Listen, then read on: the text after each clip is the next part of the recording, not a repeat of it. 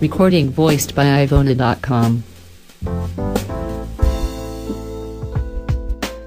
The bronze equestrian statue, outside the Houses of Parliament, is of Richard I, a King of England from 1189, until his death in 1199. He was known as Richard the Lionheart, even before his accession, because of his reputation as a great military leader and warrior.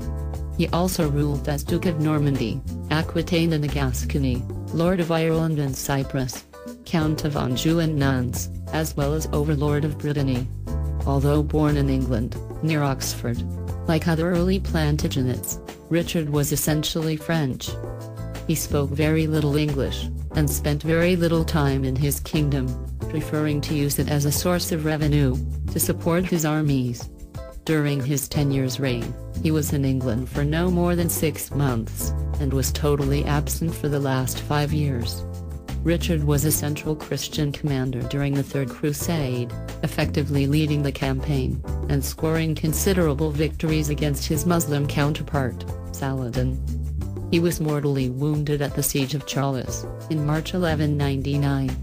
As he produced no legitimate heirs, he was succeeded by his brother John as King of England. The reputation of Richard has fluctuated wildly.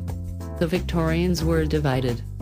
Many of them admired him as a crusader and man of God, erecting a heroic statue to him outside the Houses of Parliament.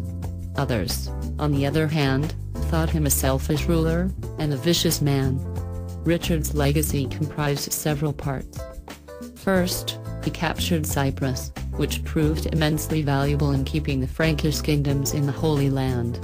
Second, his absence from the English political landscape meant that the highly efficient government created by his father was allowed to entrench itself.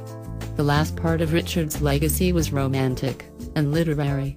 No matter the facts of his reign, he left an indelible imprint on the imagination extending to the present, in large part because of his military exploits. This is reflected in Stephen Runciman's final verdict of Richard. He was a bad son, a bad husband, and a bad king, but a gallant and splendid soldier. Visit Ivona.com. Create and download recordings voiced by Ivona Voices.